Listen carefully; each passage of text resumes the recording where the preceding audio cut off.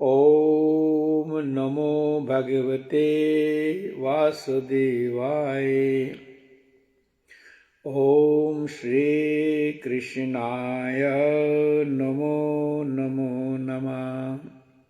हरे कृष्णा हरे कृष्णा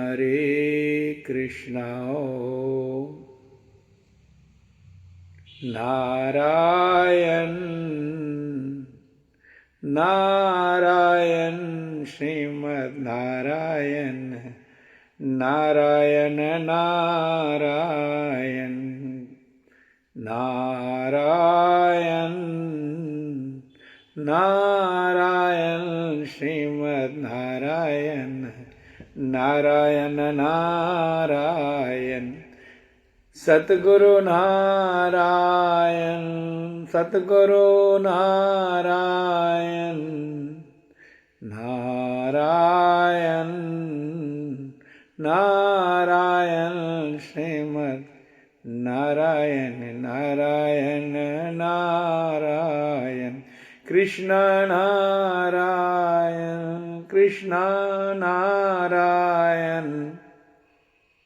नारायण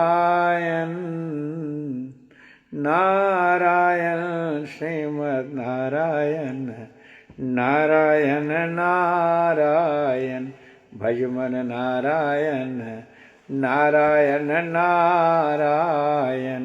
प्रेम से बोलो हरे कृष्णा ओम। आज माघ का 15वां दिन मौनी अमावस है। कृष्ण पक्ष संपन्न होने जा रहा है। कल शुक्ल पक्ष प्रतिपदा तो भी सोमवार। आज 3 दिन का पर्व वो भी संपन्न हो जाएगा। शवसदृशिद्धम कौरबा।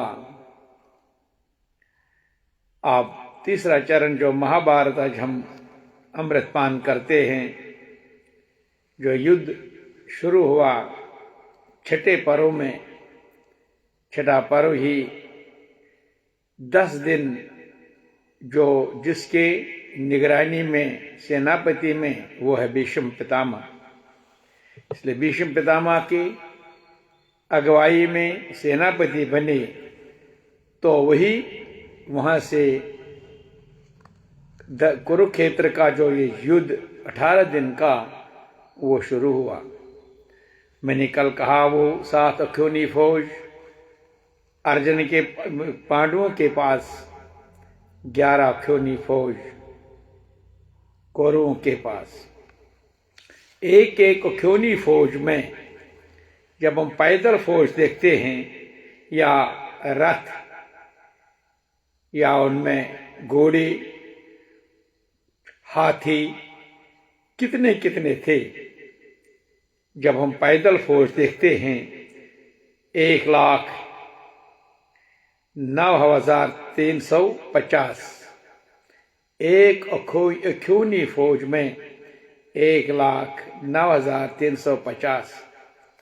जब घोड़े की बात आई 65,610। याद करना इसको, 65,610। जब हाथी की है तो 21,870 और जब रथ वो भी 21,870। सबको मिलाकर ये 2,08,700 एक अख्योनी फौज में। याद करिए, जहां 18 अख्योनी फौज जमा हो जाएंगे कितनी होगी, कितने लोग यहाँ, 10 लोग, लाख लोग, 2 लाख लोग लगे। लेकिन ये खाली इतनी नहीं, ये 30 इनके साथ कितने घोड़ी, कितने हाथी, कितने आदमी, कितने रसोई, कितने इनके साथ कितना, ये करोड़ों करोड़ों करोड़ों में आता है। इसलिए ये भी समझ लेना, ये अख्योनी इसमें क्या क्या होता है। उसमें देखिए, एक जोड़ में 10 होते हैं कुल। इसमें एक रथ, एक हाथी, 3 घोड़े, पैदल 5 आदमी। ये तो 10 का बनता। एक पहला फौज का पहला यूनिट 10 बंदे पर निर्भर था ये। फिर दूसरा यूनिट, इसका नाम पति से तिगनी, अब त्रिगुना इसको ही देखिए, 3 गुना ज्यादा बनेगा ये। 3 रथ, 3 हाथी, 9 घोड़े, फिर पैदल 5 थे, 15 बनेंगे, टोटल बन गया 30। आप इसी से 3 गुना बढ़ाओ। 3 गुना बढ़ाते बढ़ाते जब उसी को गलम गुण वाहिनी, वाहिनी में कितना 810, इसमें पैदल 400 पोष, 5 243 घोड़ी, 81 हाथी, 81 रथ, इसी तरह से आगे बढ़े अनेक गिनी, इसमें टोटल फिर बनता है जो अख्यूनी फौज 9 यूनिट होते हैं। इसमें 9, जैसे फौज का पहला यूनिट, फिर 9 के बाद ये कंप्लीट एक अख्यूनी फौज बनता था, एक अख्यूनी बन। इसीलिए मैंने आपको बताया कि आज ये युद्ध जो शुरू हुआ तो ये 1 2 3 4 का नहीं था, ये 7 अख्यूनी 11 अख्यूनी का फौज, मतलब जहां लाखों लाखों करोड़ों में आमने सामने जब जमा होते हैं तो पहले दिन की जब शंख बजाए, पहला दिन जब महाभारत का युद्ध हुआ तो जब दोनों आमने सामने गए तो अर्जुन ने कहा अपने जो रथबान था, पार्थ था, सारथी बने, तो उसने मेरे रथ को बीच में ले जाओ। जब बीच में ले गया तो वहां उसने और ही कुछ देखा, फिर थरथराने लगा, कांपने लगा। सब बार बार इस पर सत्संग करते गए हम, फिर वही मुंह अज्ञान आ गया। तो 45 मिनट जो ज्ञान दिया भगवान ने उसको, फिर वही भगवत गीता बनी, वही परों में, छठे परों में भी आता। तो उसके बाद जब नष्ट मोह खत्म हुआ तो अर्जुन ने तैयार हो गया, अब आदेश दे दो मुझे, जो मुझे आज्ञा होगा मैं करूंगा। इस तरह से आदेश पालन हो गया, शंख बजने लगे सबसे, जो आज भी शंख का नाम लेके पंचमुखी शंख है भगवान अर्जुन के पास, लेकिन अलग अलग सबों के पास अलग अलग शंख थे, सबों ने बजाए। बस शुरू हो गया, युद्ध शुरू हुआ। पहला दिन का जब शुरू हुआ उसी में विराट पुत्र जो उतरा था, अब याद होगा जिस दिन 13वां साल उनका ज्ञातवास था, वहां वो वहीं बैठ गई, वहीं पर छुप छुप गई, लेकिन वही बेटा उनका पहला बलिदान हो गया। तो उनको पहले दिन में खुशी हुई, कौरवों को समारोह हुआ कि आज हम उनको नहीं। तो दूसरा दिन भी युद्ध हुआ, तो ऐसे सोचने लगे ऐसा अगर ऐसा ही होगा क्या बनेगा। तो दुर्योधन का इस बात से क्षुब्ध होकर भीष्म ने अर्जुन पर आक्रमण किया। तो इस तरह से दूसरा दिन भी समाप्त हुआ, तो श्री अस्त हो गया, कौरव डरने लगे। अब तीसरे दिन की युद्ध की बात आज है, तीसरे दिन की युद्ध की चर्चा करेंगे। तीसरे दिन भी पांडव सेना के सामने कौरव का वश न चला और उनके अपार खेती हुई। पांडव महारथी सात्विकी अभिमन्यु ने कौरवों की सेना से हाहाकार मचा दिया। द्रोणाचार्य के नेतृत्व में लड़ने वाली सेना पर युधिष्ठिर, नकुल, सहदेव जोरदार हमला किया। भीम ने दुर्योधन पर आक्रमण किया। भीम के एक वाहन से दुर्योधन अचेत हो गया। दुर्योधन का सारथी जल्दी से रथ को युद्ध भूमि से हटा लिया गया। कौरव सैनिकों ने समझा कि दुर्योधन युद्ध क्षेत्र से भाग खड़े हैं, पर सैनिकों में भगदड़ मच गई। इसका लाभ उठाकर भीम ने सैकड़ों सैनिकों को मार डाला। संध्या हुई, युद्ध बंद हुआ। दुर्योधन के मन में शांति मची हुई थी।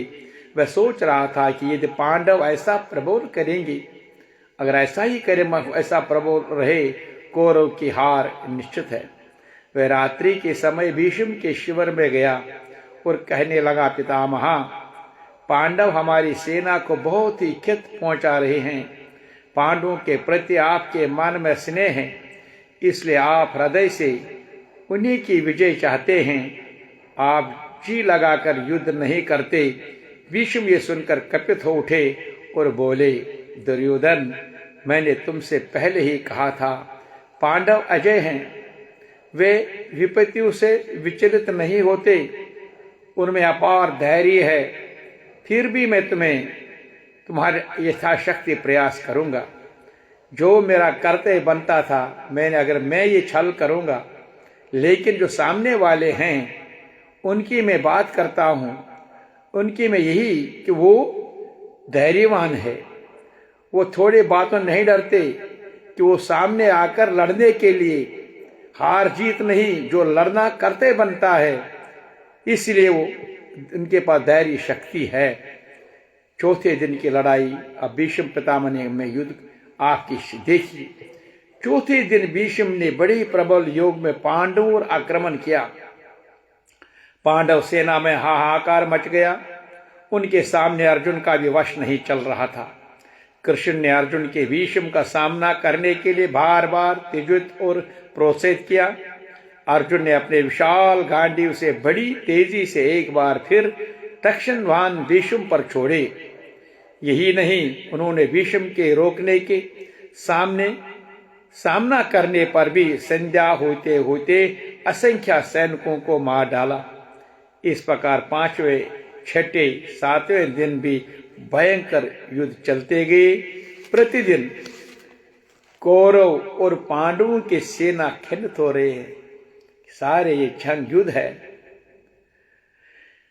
किंतु युद्ध से पांडवों का पक्ष दिन प्रतिदिन प्रबल होता गया और ये प्रतीत होने लगा विजय उन्हीं को मिलेगी। अब 8वां दिन का युद्ध आ गया। 8वें दिन घनघोर युद्ध हुआ। इस दिन अर्जुन की दूसरी पत्नी उल्पू से उत्पन्न हुआ महारथी रावण मारा गया। अब यही तो दूसरी पत्नी, जिसकी अब मैंने अभी दिखा, जब मैंने उनके वो यात्रा कही थी, तब वो उसका पुत्र मारा गया। उसकी मृत्यु से अर्जुन बहुत क्षिप्त उठे। वे बड़े तेजी से कौरवों को संहार करने लगे। इस समय भीष्म भी अर्जुन के सामने नहीं टिक सके। देखते देखते अर्जुन ने कौरवों को अपार सेना नष्ट कर दी। सूर्यास्त के साथ साथ भीष्म ने शंख बजाकर युद्ध बंद होने का सूचना दी है। आज का भीष्म युद्ध देखकर दुर्योधन बहुत ही बेचैन और संतमत हो उठा। वह कर्ण के पास गया और कहने लगा, पांडव बड़े शक्तिशाली सिद्ध हो रहे हैं और हमारी सेना दिन प्रतिदिन होती जा रही है। कर्ण ने उसे सावधान दी कि भीष्म का अंत होने पर भी वो देवी शस्त्रों को पांडवों का अंत कर देगा। मैं तब तक नहीं उठाऊंगा जब तक भीष्म युद्ध में है, तब तक मैं ऐसा अपना अस्त्र नहीं उठाऊंगा। उन्हें प्रणाम कर बोला और इस तरह से दुर्योधन का बेचैन मिला और वह भीष्म के पास पहुंचा। उन्हें प्रणाम कर बोला, पितामह, आप विश्व के सर्वश्रेष्ठ योद्धा है। आपसे देवता भी हार मानते हैं, परंतु मुझे लगता है कि आप जी लगाकर नहीं लड़ रहे हैं। यदि आप भीतर पांडवों का समर्थन कर रहे हैं तो आज्ञा दीजिए, मैं कर्ण को सेनापति बना दूंगा। ये देखिए, हलचल जब मन विचलित होगा, अपवित्र मन होगा, सारथी होगा, तो इस तरह से वो अपना ही सामने देख करके आप छोड़िए, मैं, ऐसा कौन कहेगा जिसको अपने पर भरोसा नहीं होता है। भीम दुर्योधन की बातें सुनकर दुखी हुई और बोले, वत्स, तुम्हारी बुद्धि भ्रष्ट हो गई। योद्धा अंत तक धैर्य के साथ युद्ध करता है। जब लड़ते हैं तो धैर्य के साथ। कर्ण के सेनापति होने की जो बात है, उनकी वीरता भी तुम विराट नगर में देख चुके हो। जब विराट नगर में उसको बंदी बनाया गया, याद है? आओ, जाओ, विश्राम करो, कल के युद्ध में कुछ भी न उठा रखूंगा। कुछ भी याद करना, कल का खतर जो मेरे पास होगा। तो 9वां दिन शुरू हो गया। इस दिन भीष्म ने बड़े भयंकर युद्ध किया। उनके वाहनों का प्रहार अर्जुन भी संभाल न सके। वाहनों से अर्जुन का रथ इस प्रकार ढक गया, पांडव सेना उसे देख नहीं पाती। पांडवों में हाहाकार मच गया। भीष्म के वाहनों की वर्षा से अर्जुन घायल हो गई। कृष्ण के अंग भी जर्जर हो गई। रथ क्षतिग्रस्त हो गया। घोड़ों की गति रुक गई। अर्जुन शिथिल शिथिल होते देख पड़े। कौरवों में उत्साह छा गया। ये स्थिति देख कृष्ण के मन में चिंता पैदा हो गई। वे अस्त्र न ग्रहण करने की अपनी प्रतिज्ञा भूलकर आवेश में रथ से कूद पड़े और रथ का एक चक्र उठाकर भीष्म के मारने के लिए दौड़ी। स्वयं उसने देखा ये धर्म और अधर्म का युद्ध चल रहा है। अब उसने स्वयं झुकाकर शस्त्र क्या उठाया, एक पहिया रथ का, वही उठाकर वो चक्र है रथ का, मतलब जो उसे शस्त्रधारी कृष्ण की तेजोमय रूप देखकर भीष्म पितामह बाविहल हो उठे।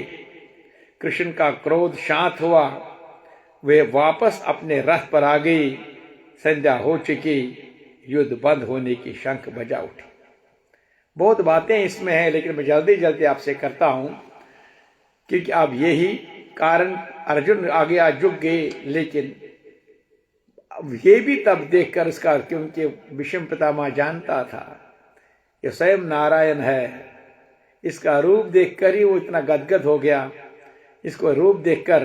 लेकिन दुर्योधन क्या जाने, ओन क्या जान जागते प्रोन, जिसको श्रद्धा नहीं, विश्वास नहीं, उसको बातें करने के अलावा मिले होता क्या, निंदा करने के अलावा होता क्या, नुक्ताचीनी कर। क्योंकि अंतःकरण में जब उसके विचार ही गलत हैं, नकारात्मक सोच ही अंदर पैदा हुआ, तो सकारात्मक कैसे हो सकता। जब तक वो गंगा स्नान नहीं करेगा, जब तक तो अपने इस शास्त्र अनुसार जिसे पवित्र ज्ञान प्राप्त नहीं होगा, तब तक उसके अंदर वही नकारात्मक सोच ही रहेगा। अब 9वां जब समाप्त हुआ, रात्रि के समय युधिष्ठिर ने कृष्ण से कहा, अब संग्राम में हमारी विजय नहीं होगी, कि पितामह भीष्म का सामना कोई न कर सकेगा। भीम ने कहा, अर्जुन को देवताओं से अनेक दिव्य अस्त्र प्राप्त है, न जाने उनका प्रयोग क्यों नहीं करते। अर्जुन ने कहा, महाराज आप ही बताइए पितामह का सामना किस प्रकार किया जाए। कृष्ण कुछ देर सोचते रहे और बोले, हम लोग यहीं से उन पर विजय प्राप्त करने का उपाय पूछे। कि धर्म और अधर्म का, इसीलिए वो धर्मात्मा, क्योंकि बताएं कृष्ण और पांडव भीष्म के पास पहुंचे। पांडव ने पितामह का चरण स्पर्श किया।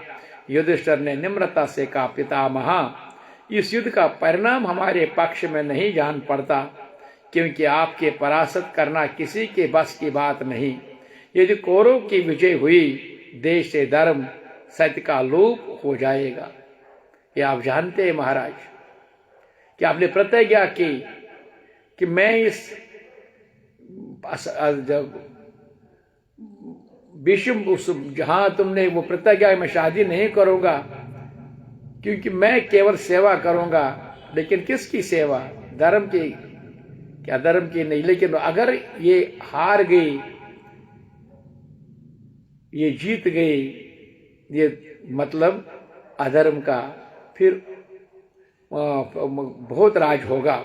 जो आज शुरू हुआ है, इसी को अंत करना है, इसी को समाप्त करना है, तो धर्म और सत्य का लोप हो जाएगा। युधिष्ठिर की ऐसी प्रार्थना सुनकर भीष्म ने कहा, युधिष्ठिर तुम सत्य कहते हो, मैं जानता हूं। मैंने जिस दिन गंगा मैया से जन्म लिया और शांतनु से यही मैंने प्रार्थना की, मां से मैं शांतनु की रक्षा करूंगा, धर्म की स्थापन के लिए जितना हो सके। मुझे क्या पता है शांतनु से और ऐसे वर्ण से कराए जो ऐसा दिखाए, लेकिन मैं प्रतिज्ञाबद्ध हूं कि मैंने जो भी होगा मैं उसकी अपनी हिफाजत करूंगा। इसीलिए आज मैं वो बंदी हूं, मैं जानता अगर ऐसा हुआ अनर्थ हो जाएगा। युधिष्ठिर की ऐसी प्रार्थना सुनकर भीष्म ने कहा, जब तक मैं जीवित हूं तब तक कौरव पक्ष अजय है। परंतु युधिष्ठिर, संसार का ये रहस्य देखो कि मुझे वह पक्ष ग्रहण करना पड़ा जो असत्य है। मेरी आंखों के सामने सत्य का मर्यादा न रहे, ये मेरे लिए लज्जा की बात है। ऐसे सत्य खत्म हो जाएगा। मैं ही और मेरे सामने तो क्या कहूं, इसलिए मेरा मन संसार से हट चला है। जो इसके लिए प्रतिज्ञा मैंने की, जिस हस्तिनापुर को मैंने सजाने के लिए संसार को 2 लड़कियां काशी से उठाकर ये जानकर कि यहां ऐसे संसार में धर्म का फैलाव रहेगा, लेकिन उल्टा हुआ, मैं बंधा हुआ हूं। मुझे ये देखकर प्रसन्नता होती है कि शस्त्र विद्या में मुझसे अधिक निपुण होने पर भी अर्जुन ने देवताओं के लिए दिव्य अस्त्र का प्रयोग नहीं किया और मेरे प्रहारों को वीर पूर्वक सामना करता रहा। धैर्य है, ये इतनी प्रसन्नता है।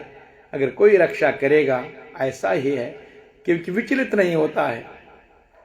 इसलिए इस संसार में विदा होना चाहता हूं।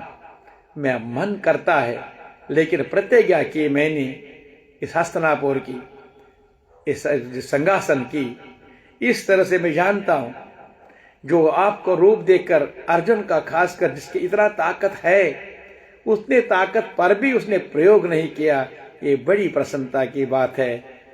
तो मैं अब चलना, अर्जुन मेरे वंश का मुख उज्जवल करेगा, जानता हूं। अर्जुन के पास धैर्य है, शक्ति है, लेकिन वो गलत कभी नहीं करेगा। मैं अपनी मृत्यु का रहस्य बताता हूं। अब मैं स्वयं आपको ये बताऊं, तुम्हारे पक्ष में द्रौपद का बेटा शिखंडी है, पूर्व जन्म का क्षत्रिय है। मेरे वध के लिए शिव जी के उसने तपस्या की थी। द्रौपद के गर्भ में कन्या के रूप में पैदा हुआ, लेकिन एक दानव के वर से फिर पुरुष बन गया, पर उसका क्षत्रिय तो दूर नहीं हुआ।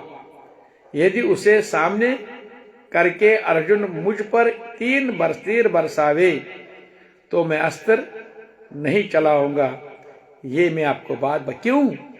बहुत लोग कहते हैं ये इसने गलत किया, धोखा दिया, इसने पांडवों को, कौरवों को धोखा नहीं। सब आपने सुना कि मैंने प्रतिज्ञा रक्षा के लिए, अब तब भी मैं उस हस्तिनापुर की संघासन की रक्षा करता रहा।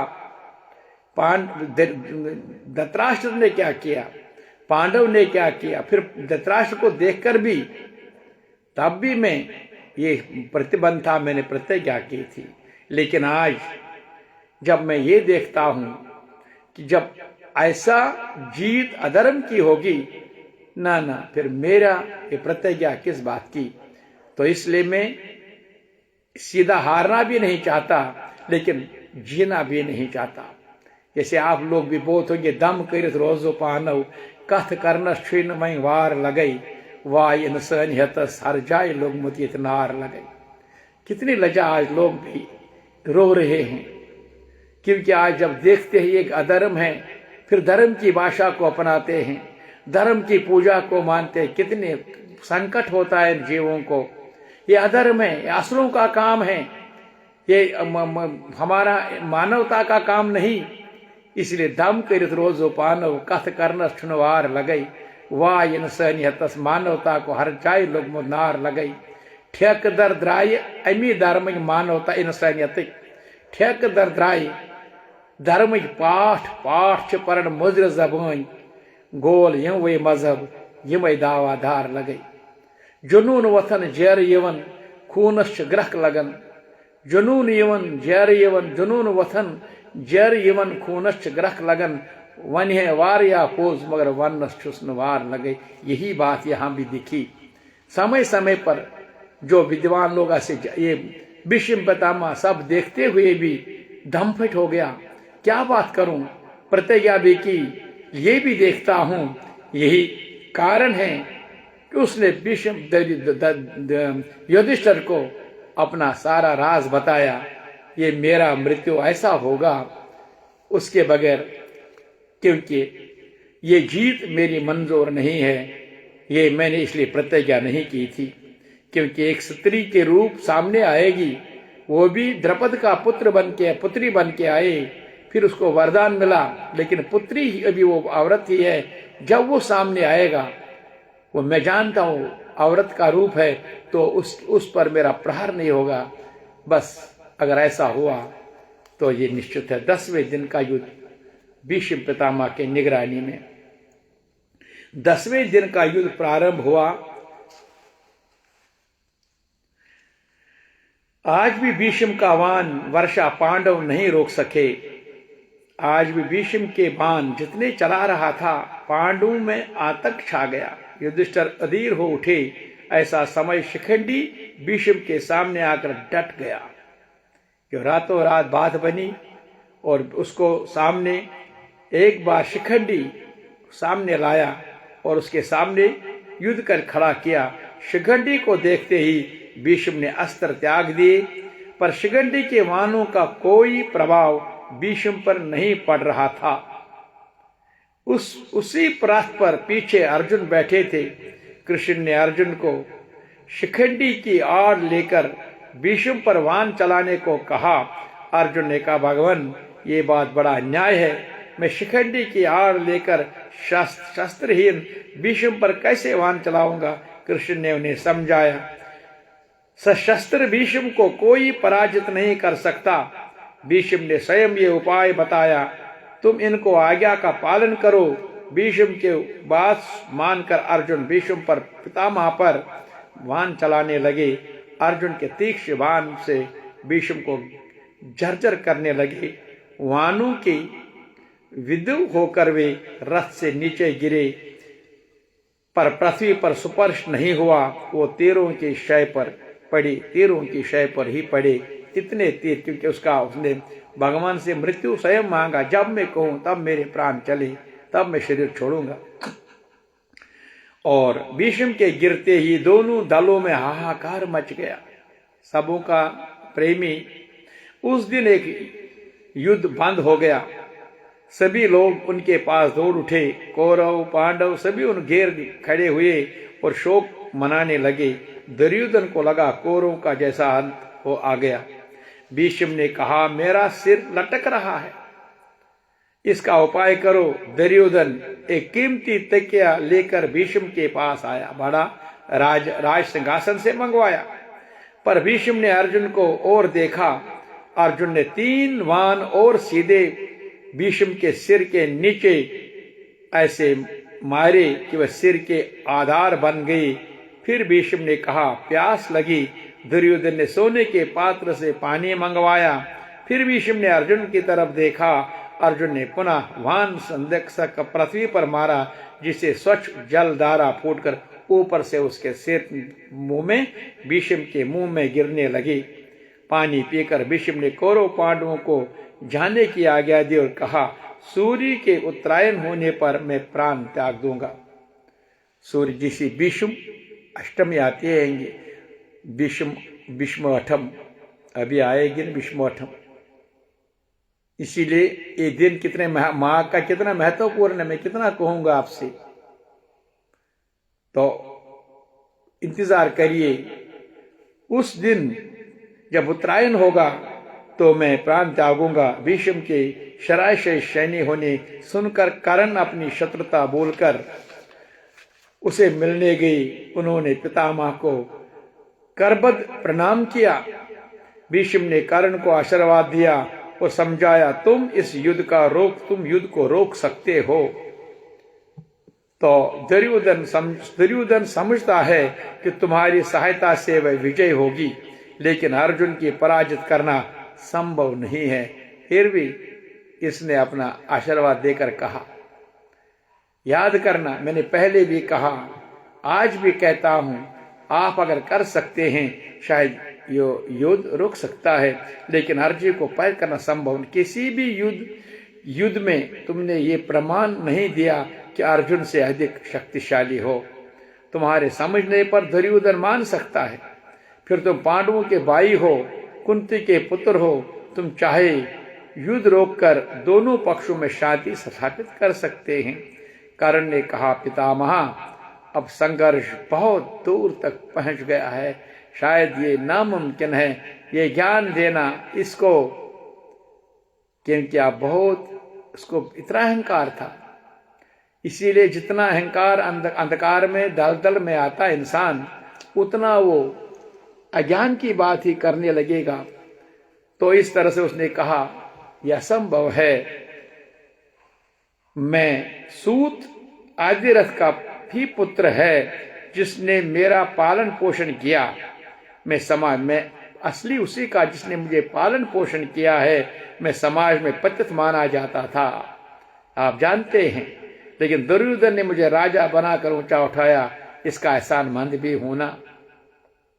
सत्य क्या है, धर्म अधर्म या, लेकिन एहसानमंद हूं इसका।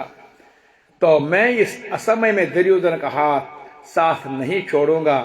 पांडव तो आपके भी पुत्र थे, आपने अनेक विरुद्ध अस्त्र क्यों उठाया? कौरवों को आप भी समझा सकते, ये कर्ण ने कहा। आप में भी इतना ताकत था, लेकिन आपने भी इतने अस्त्र शस्त्र क्यों उठाए उन पर? इसीलिए मैं कहता हूं, मैं एहसानमंद हूं, ऐसा मैं नहीं कर सकता हूं। जैसा ये दुर्योधन कहेगा वैसा मैं करूंगा। ये कहकर कर्ण अपने शिविर लौट गए और ये 10 दिन का युद्ध समाप्त हुआ। इस तरह से दूसरा जो 7वां पर्व आएगा उसमें कौन बनेगा? कर्ण बनेगा या और कोई द्रोणाचार्य? वो कल की कथा में समझेंगे। आज इस में जितने भी अर्जुन के प्रश्न हैं मैं आपको बताता रहूंगा। अर्जुन के मन में कैसे मोह उत्पन्न हुआ, उसका निवारण कृष्ण ने कैसे किया, वो भगवत गीता आप लिख सकते हैं अपने अपनी जगह पर। पांडवों के प्रति प्रगट स्नेह होते हुए भी भीष्म को कौरवों की ओर से क्यों लड़ना पड़ा, अभी थोड़ा आपको बताया। और 9वें दिन के युद्ध में कर्ण कृष्ण इतने विचलित क्यों हो उठे, अपनी प्रतिज्ञा तक भी याद नहीं रही, याद इसका भी। और भीष्म पितामह ने अपनी मृत्यु का क्या रहस्य युधिष्ठिर को बताया। और अंतिम समय में भीष्म पितामह ने कर्ण से क्या कहा, कर्ण ने उनकी बात को क्या कहकर अस्वीकार किया। कल जो 7वां दिन युद्ध का होगा, कल उस पर सत्संग होगा। इस वक्त यही विराम देंगे। अभी कल पहला दिन माघ का शुक्ल पक्ष का होगा, इसमें पवित्र दिन भी आने वाले हैं, कल उस पर सत्संग करेंगे।